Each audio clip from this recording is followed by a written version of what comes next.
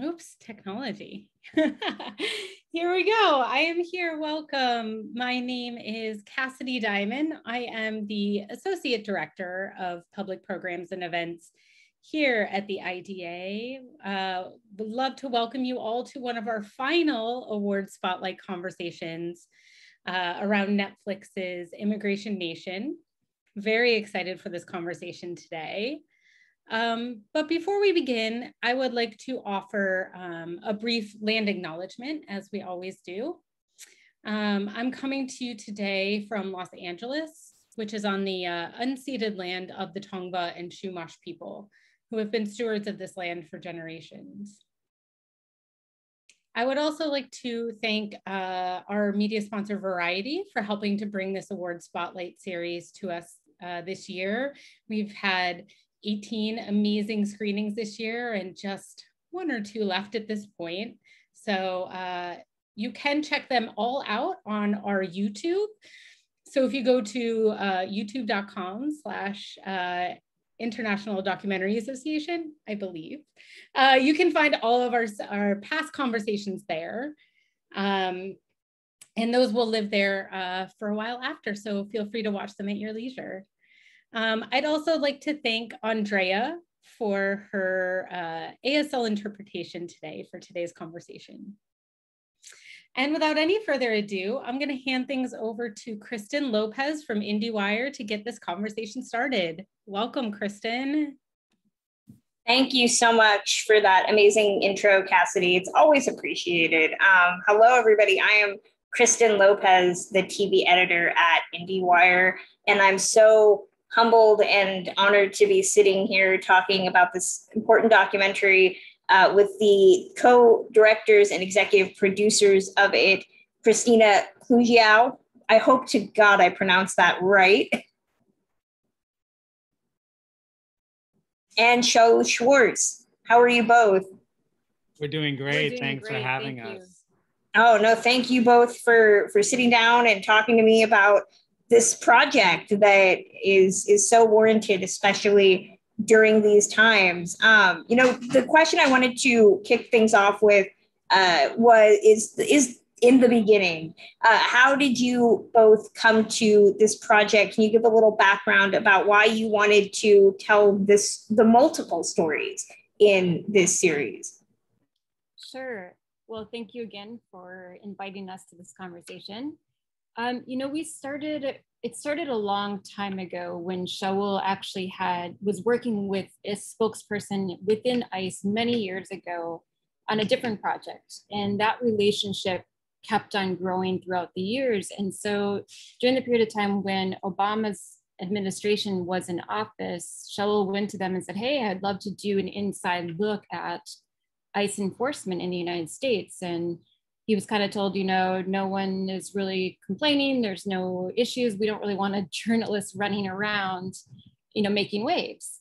And so he said, okay, that's, I'll accept that. And then when Trump came into office, we again went together to the same spokesperson and said, I think you all are already starting to get some heat that policies are shifting really quickly. And there's going to be a lot of questions. Now is a good time to maybe tell your side of the story and let journalists in to document. And to our surprise, they said, okay, let's have a conversation about that. So we spent a couple of months really negotiating a conversation with ICE that gave us access to follow the ICE officers as they worked through these 3 or 4 years across the US. And that's really how it started. Do you want to explain? Yeah, I guess I was always fascinated by the immigration system as somebody who went through it to become an American citizen. And I thought it was one of the most complex and interesting subjects. And it was coming under fire at that time. And we had this unique opportunity to not only tell the immigrant side, but to tell the enforcement side, which gave a very unique, complex look of the system. And I think that was a draw to it. And it really kind of lived up to its promise. Well, I know in the series, one of the big things that keeps popping up throughout is discussion about the administration and the role of ICE now, or at least under Trump, versus how it was before. For both of you who had been looking at doing this story, before Trump took office. I mean, what was the biggest change for you in seeing how things were different under this new administration versus the previous one? I mean, we see it on the news, but I guess in being on the ground floor, I mean, what was the immediate difference where you were like, oh gosh, that is different than I expected? I think for me, initially, it was this idea that the Trump administration was using a tactic of installing fear into communities to create, diversion and to create difference and to create basically pushing a lot of these individuals deeper into the shadow, but under the auspice of fear.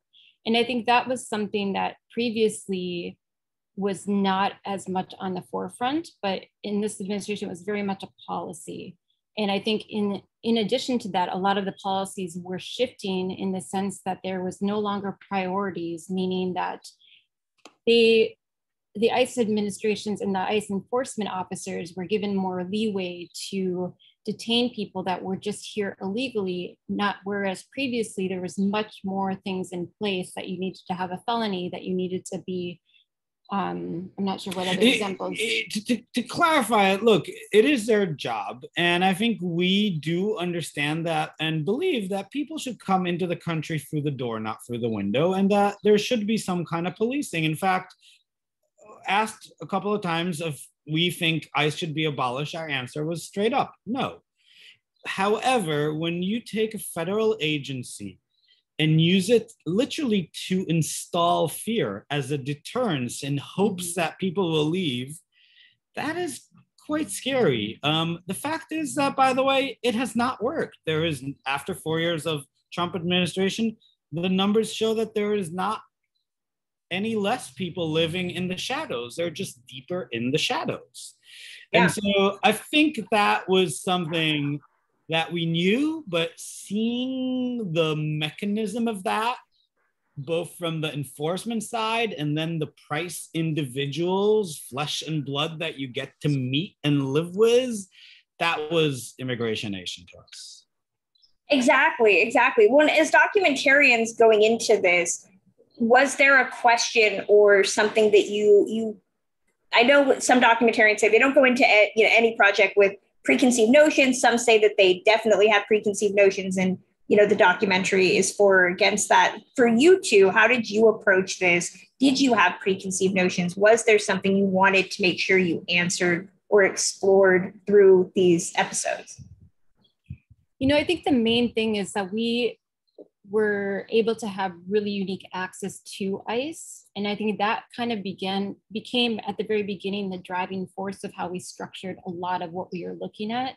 Because we were so much on the inside, it was very important for us not to only show the officers in their daily work, but also to show what was happening to people that were caught up in the system. And I think we always referred to as this inside out mission, is that we always wanted to look at it from the inside out and how these effects were having on people. And I think that's something that was really unique to like how we envisioned the show and how we that kept us going throughout the entire production. I think my preconceived notions were a couple, to be honest. I think we do actually change. By the way, we made a prior movie called Trophy about trophy hunting. We were shame. We were disgusted, and am slightly disgusted by trophy hunting, but we understood that the issue is very complex, and we kind of changed and profiled it very much in that way. But coming into this one, I think I felt that being an ICE officer or being in any policing force in the country is a very challenging job. And I think being an ICE officer during the Trump era was particularly challenging. And we did want to understand that.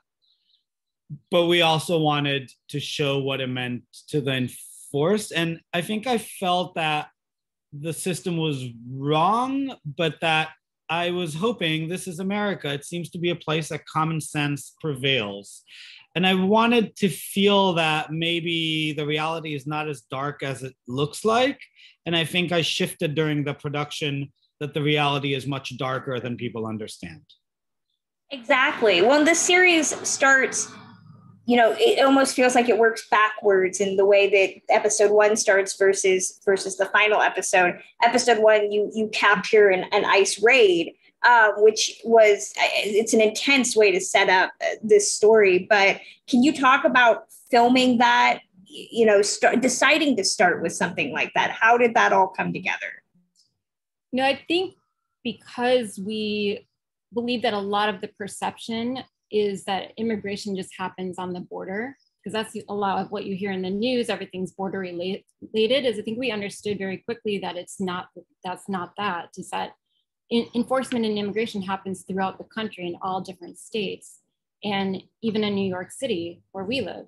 And so we thought it was really a good way to be able to start on the ground as a jumping off point to follow some of these officers in the Fugitive Ops Department as they do their daily work. And more specifically, we started working here with ICE, and we would go on these raids, and it felt intense. I was like, oh my God, what is happening right here to people in my neighborhood, and to people who I know, to people that are maybe washing the dishes in the coffee shop this morning or whatever it is. And we would meet friends of ours after these crazy, gnarly days. And they were like, oh, you're doing something about immigration. When are you going to the border? And we're like, no, you don't understand. This just happened right like here. And so I think that was something we really wanted to kind of hit the viewer over the head with. And immigration is not, it's very partially a border issue. The majority of immigrants live inside the US. They are not trying to get to live on the border. It might be the southern border that a lot of them cross, but almost 50% actually came in with a visa. So there's a big misperception when you look at the larger issue of immigration. And I think it still is something that needs a lot of education today. When I know some documentarians say, objectivity, that's a word we throw around a lot, you guys, especially doing something like Trophy, where, it's hard to be objective, I'm assuming, but doing this, starting things out with an ICE raid and then going through the different stories you're telling. I mean, how was it to approach being objective and kind of standing in the background with a camera while all this is happening? I mean, what was the challenges there in terms of, I'm capturing something, I have to stay out of it, but I'm also a part of it? Mm-hmm. They were very hard. It was very interesting and very challenging. It may be the most complex journalistic project I've been a part of. I'll just give examples. There's so many raids, like you mentioned, we go into, and you're just thinking, oh my God, you shouldn't open the door now, for example, or don't do this. But of course, we are with ICE, and we are not going to interrupt that, and not, on the other hand, spin that around. Maybe you are with ICE and they're waiting in an apartment and they're scooting it out, and you see someone move in there. Do you tell them, hey, I just saw somebody? Well, you want to be close to these people. You've just spent months every 5 a.m. drinking coffees with them. So those are tiny examples. I remember being in a detention center, and one of our characters, Bernardo, who was separated from his 14-year-old, Emilio, breaking down in tears and telling me that he could not call his son to wish him happy birthday after he had not seen him, I believe, for 3 months at that point. And I had my cell phone with me. We had such unique trust from ICE, and we were grateful for that. And I remember reaching for it, knowing that I'm not supposed to have it in the detention center, but the trust let me have it, and thinking, what the hell could be? Let me just let him congratulate his son a day too late. And Christina looked at me and was like, you can't do that. There's these. So I hope this answered it, but I think this came constantly as this pull and burn that you just tried to stay out. Yeah, I mean, additionally to the story we did in North Carolina with Stephania and ICE, that was a long relationship to manage, because we were on both sides and very independently of each other. We were working with Stephania and her cause and what she was doing, and then we were working with ICE. And a lot of times things would cross over and we would know what was going to happen, but we can't tell either side what is going to happen. And so it was challenging, because we wanted to stay very true to being very journalistic and document, but deep down in your heart, you want to also know that you're human and that you care about these people, and that you know that something's going to happen tomorrow morning and a lot of people are going to end up detained, but you you can't alert them. You can't alert them. You can't cross that line. And I think that's really challenging. And we're fine with that. We think are. that's the way. We are not activists in that sense. We are professional filmmakers and journalists, and that's something we see highly. We have to respect those boundaries. Exactly. Well, I mean, there's even a moment where I think, you know, one of the officers is videotaping somebody and making comments, and, you know, watching that. I mean, it's got to be a constant shifting of alliances and, you know, discussions of like edit with your editor, I'm assuming, in terms of how you edited this. Can you talk a little bit about discussing how the editing of this is going to work, especially when you have so many different stories to tell, and you're showing your own desire to tell a story versus, I'm sure, you know, what ICE wants to look like themselves in the finished product, all of that. I mean, how was the assembly of that in terms of telling all these stories and balancing your own vision with what is going on? Mm-hmm. I think overall, the edit of the project was very challenging. I think we had kind of a vision at the beginning of how we thought things could be structured. We kind of had these guiding points of being on the inside and outside, and that was how we would kind of navigate through the world. And also looking at different places around the country that were representing different things to us, such as the Florida worker story, North Carolina 287G, on the southern border, you know, crossing of the border, New York, like internal things. And so those were kind of our guiding points. But in general, it was a little bit tricky simply because there were things that were always happening and unfolding in front of camera as news was happening and unfolding. And we went into a lot of questioning is, will this be relevant in 3 years?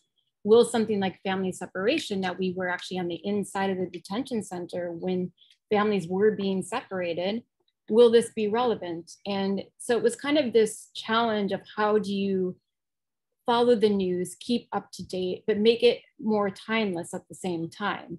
Do you want to expand?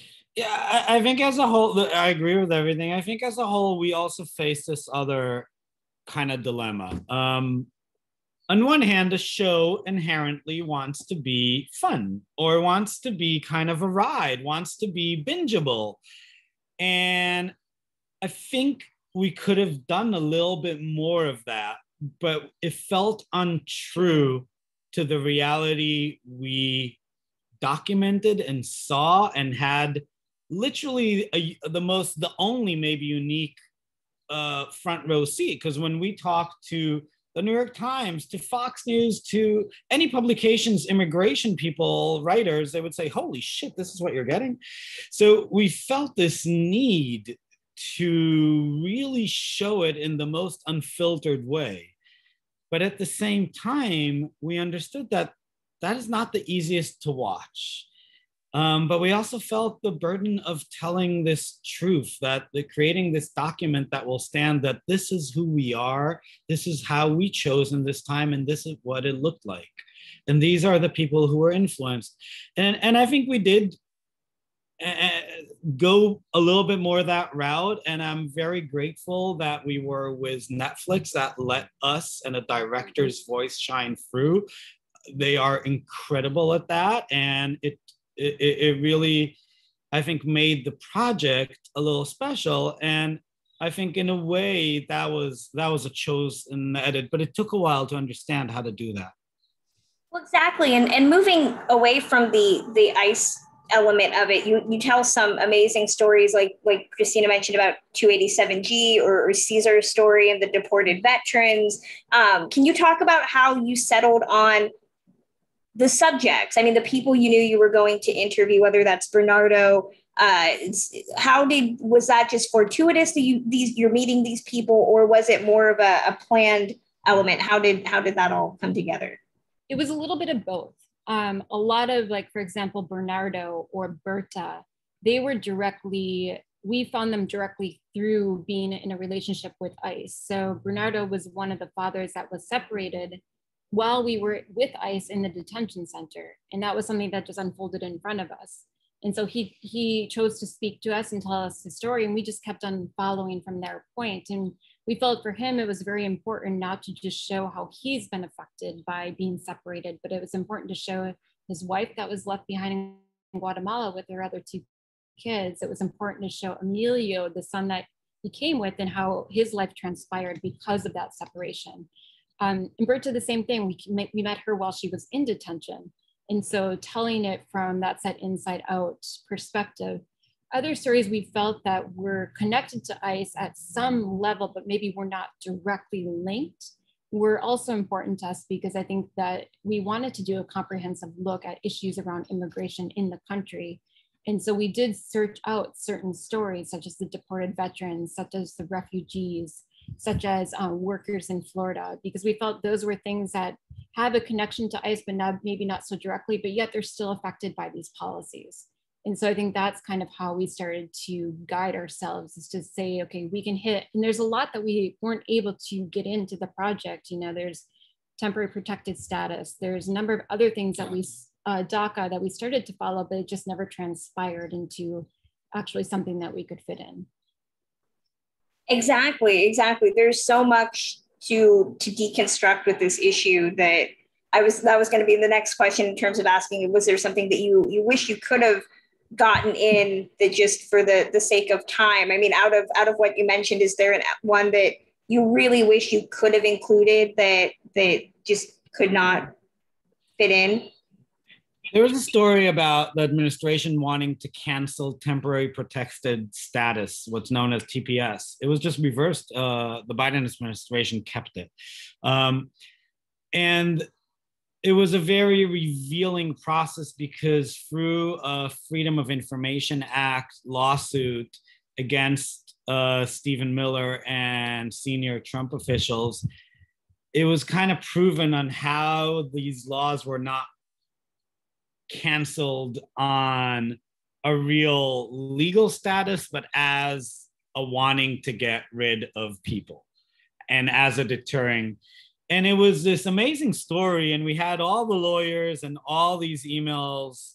Very revealing. Very revealing. This American Life did that story shortly, and kudos to them.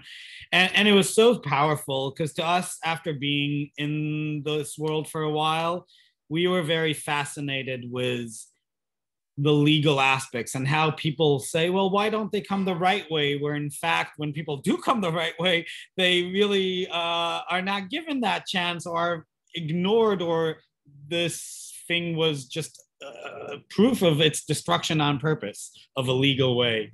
But it turned out to be a hard story to tell in cinema world, because it was a lot of talking heads and a lot of documents. It didn't kind of vibe with the rest of the show. And it's also one of these issues that we kind of did a lot. And I think anybody who watches the show will walk away with a huge amount of knowledge on the immigration system, but you just can't do it all. Exactly. And there's so much. It's so interesting to watch this series, because I think one of the big things that come up from both ICE and the subject you're talking about is the concept of decision. You know, it's your decision to come over. It's ICE's decision, quote unquote, to deport these people. So everybody's talking about accountability and autonomy, and where does that balance? You know, for you as documentarians, how did you want to emphasize that balance between the decisions of individuals versus the decisions of a system?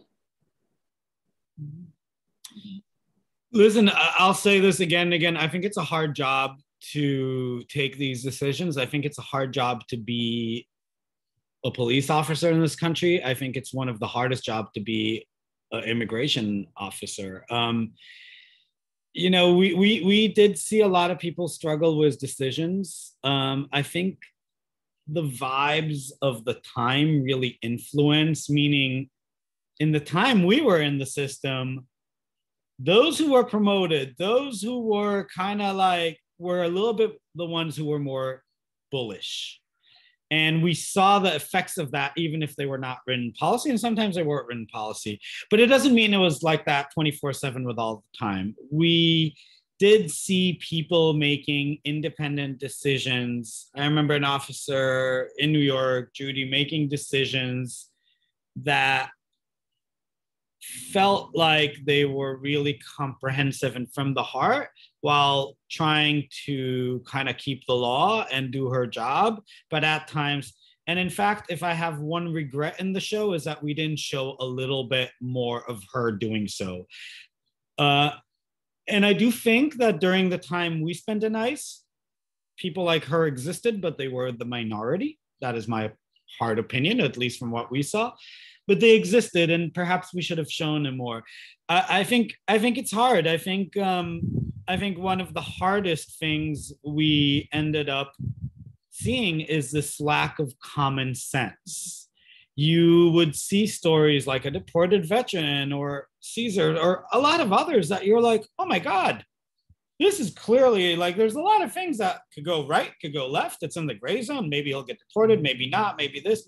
And then you saw stories that you're like, what the hell? This does not make any sense. I know that this office or that office, but somebody with a human mind and heart is going to come and say, wait a minute, this is wrong. Let's put it back in place. I hate to say, I have almost never seen that happen in the immigration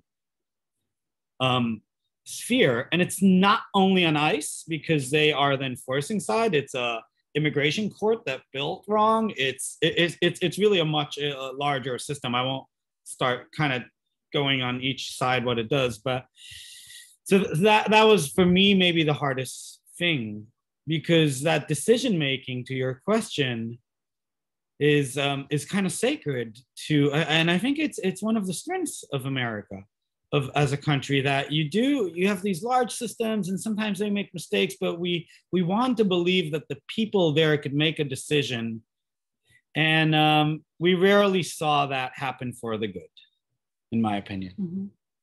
I was going to say, is it similar to, I know in the 287G story, there's a lot of discussion about ICE as a police force versus a non-government enforcement agency. Was it a similar type of tread in terms of showing those two halves of the coin, especially in that episode where people were saying, yes, they're definitely a law enforcement agency, and them saying, no, they're not. They're just working with law enforcement. Yeah, it's tricky because it's a little bit of both depending where you are. In certain areas throughout the country, ICE relies a lot on cooperation with local law enforcement agencies, such as in North Carolina. There's a lot of crossover, and that was always the pushback. In other places, they work hand in hand. In places like New York, they don't. So it becomes a little tricky between the two, and it's a dance because a lot of times they rely on the local folks to help them do their job because they don't have as much resources there. This is where the policy of this idea of we will scare the living daylights out of you as an immigrant fails. And I want to explain. Traditionally in the US, the immigration system said, okay, you may have crossed here not legally, that's wrong. We can deport you over that. However, if your husband beats the living daylights out of you, you need to call the police. We are smart enough of a society to understand that crime has to be dealt with first, and that you should not fear doing so because I will then deport you. It's just an example. There's many examples such as this of crimes that happen in this country on a daily basis. Wage theft, sexual abuse, rape, you name it. They happen all the time, like in not only with immigrants, with everybody. The idea of this policing force is that when we have common sense and deterrence is not our model per se, then people, for the most part, trust our systems. And then they do understand that, this line has been crossed. Maybe I saw my neighbor and this crazy thing happens, but I'm not afraid as a citizen or as an immigrant, legal or not legal, to report that because I understand there's something bigger at stake. I think during the Trump era, there was a huge loss of that. We deliberately pushed people so deep into the shadow. They were afraid to say anything. It's just not worth it. And to be quite frank, I think if an immigrant would ask me, hey, should I call? You kind of want to say yes, but you're also fearful. You could never promise them that they won't personally pay a price. In fact, I remember we were in Juarez in Casa del Inmigrante, which is a place that sometimes receives people who have just been deported. And we met a woman who I found 100% believable, who called in. She's been in the US for 25 years, mother of 4 American citizens, children, called in on an abusive husband that she showed me the police reports of him being abusive before. He does it again, and the police calls ICE and she gets deported. So it comes to decision making, your previous question, but there is, I don't know, that is to me a very hard reality. Again, the loss of common sense, that you could write a lot of laws, but it's also influenced by kind of the dialogue and the style that we start putting on people, right? Like that we treat people with true dignity. And that kind of, as a society, I think that's something that starts spreading in bad or good ways. Exactly.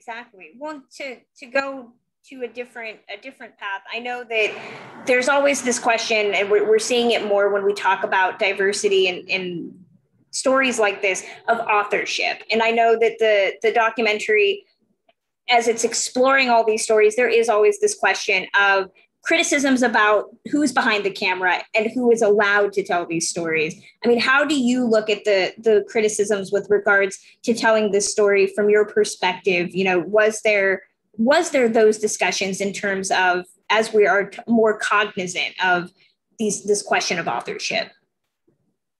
Yeah, I mean, I think there's a lot of discussions to be had, and I think we had a lot of them. I think for myself, I think it's really important to be curious about those that are not like you, to tell the stories of somebody that maybe you don't have connection with or relationship with, because I think it's really important to go into a story not knowing much about it and actually explore and learn and understand what is going on to somebody that is different than you, and have empathy and compassion and sympathy and all of these emotions that are important to storytellers. For us, you know, we worked with a very diverse group of individuals from all over, the edit team, the production team. Everyone all had some sort of connection, or maybe not, to either being immigrants themselves, to being family members that are immigrants, and I think to being multilingual, to being from different countries. And I think that was something that was important to us to have on our team. Yeah, I guess I'll add to that look, I'm an immigrant, so it was a very obvious thing. But I genuinely think that we have to be a little bit careful, because I don't think stories should only be told by those who are in them. I think we will actually be losing something. So if only Black people made Black Lives Matter movies, I would see that as a failure, to be honest. I think we need to let different individuals tell different stories from all sides, regardless of sex, skin, color, beliefs. It's okay. There's enough of a platform. I think we definitely should be helping communities that are less fortunate to get in the industry and have a voice. And I definitely think that Latinos, brown people, and undocumented people have a harder time to get started. However, if you ask me if they should be the ones telling the immigration story, not only. I think it's very important for Christina, who is a white American, to actually reflect on it. So we have to be a little bit careful in this mix that we yes, diversity is important, but as a journalist, I think curiosity in the other and seeing from the outside is also something that should be part of the equation. Exactly. I mean, did it make you more cognizant, I guess, going forward in terms of wanting to continue to make sure that I know that some directors, when they say after embarking on stories like this, they become more cognizant of wanting to make sure they're representing diversity in other ways. If they're directing, maybe screenwriting or editing. I mean, did it make you more cognizant of wanting to push more going forward? I think if that was actually my answer. I think it really depends. For me, it depends on the individual. Honestly, I think if their background adds to a desire to tell a story or a unique point of view, 100% yes. But quite honestly, will I choose, for example, necessarily like, look, we had a Mexican editor because she was really fascinated by the subject, and I think she gave us a different point. But would I have chosen her because she's Mexican, period? No. In all honesty, like, I do think that at the end of the day, you have to choose people just because of their skills, who they are, and what they bring to the table. And their diversity and their background is an important part, but it's not the all be all of it. I think you have to look at, the reasons and the talent. For us, it was, again, we had a diverse team, but I don't think I'd say, listen, we knew we needed editors that speak Spanish. I remember wanting to hire an undocumented assistant editor. And it was just not possible when we started to think, wait a minute, this is not legal. We're working with Netflix. We're also doing a show about ICE. This is probably not going to pan out too well. And I remember being a little kind of, oh my God, he would bring such a unique perspective. Because as much as you hang out there, as much as you make yourself part of the community, you cannot fully understand what he does. But it was just not possible. Well, I was going to say, I know that immigration tends to be, it's still something we're talking about. I'm sure we'll be talking about it forever. Working on this series, I mean, and seeing the concept of deterrence not working, was it easy for you to walk away from this and say, this is a problem that's just never going to be solved? Are there solutions? I know you were talking common sense. How do you look at us still talking about this going forward? Are there solutions, or is it just something that's always going to be something we're discussing? I envision it will be a little bit of both. I think there are certain issues that I think a lot of people can agree on, and that I think once you have a kind of a common understanding across all, political affiliations, perspectives, and certain things that you can agree on, it's much easier to move the needle forward on those to start. I think DACA, I think veterans, undocumented veterans are all issues that there's probably more of a commonality. And I think once you start with those and change the knowledge behind that, it's going to get easier on those. I think other things are going to be much harder to put into place. There's always people coming across illegally on the southern border. That's always going to be a challenge. That's always going to be a challenge of how to regulate it. There's always going to be a challenge of how to create a line for people to get into, because under the Trump administration, the main thing was that there was no line for people to get into. There's this attitude like, do it the right way, do it the right way. Well, for a lot of people, there is no right way. And there wasn't a right way before the Trump administration, by the way. So I think that is something that is a larger issue that is always going to kind of be at the forefront, is that how do you create some of these programs for people to be able to get a visa that probably couldn't before, to have some sort of temporary work permit that is not a path to citizenship, it allows them to come for a certain amount of years. All of these things I think are going to take a lot more work. I just want to add, I agree with everything Christina said, but I hope that people who watch this documentary won't walk away with like, oh, we just can't do anything, this will forever suck. Because as Christina is pointing out, it will always be grays, it will always be an issue. We won't always fix everything or make it perfect. But we as a country agree to much more than we think we can. And those things we agree on should not be held captive by politicians. We can fix them.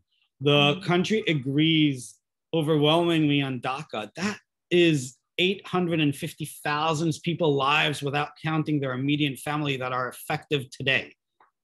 They were brought to the country as kids. Why not change it? Because now it's Biden's turn and the Republicans are gonna push against, and it's kind of sickening. It's real people, real lives. We're better than this. What the hell are we doing? I would argue that America is great because of its immigration, because of diversity.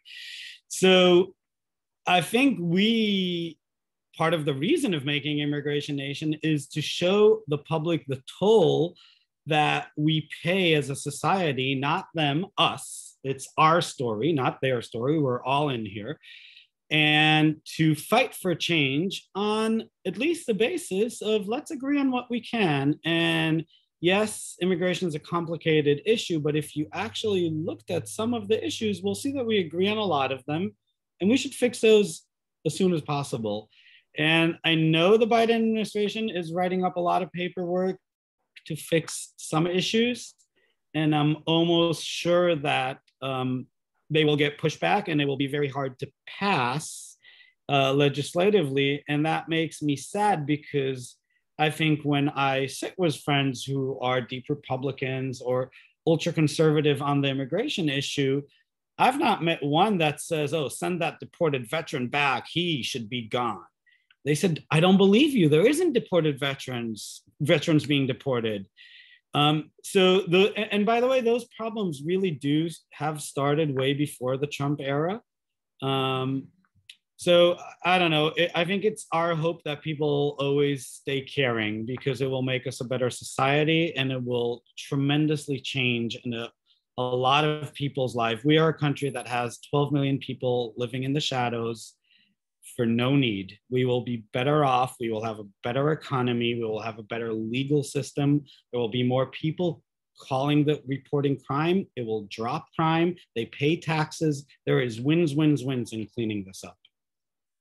That is a fantastic note to go out on, I think. I appreciate both of you sitting down and talking about this issue, talking about this important documentary that I hope more people will sit down and spend some time thinking about. So I appreciate your time. Thank you so much for having us.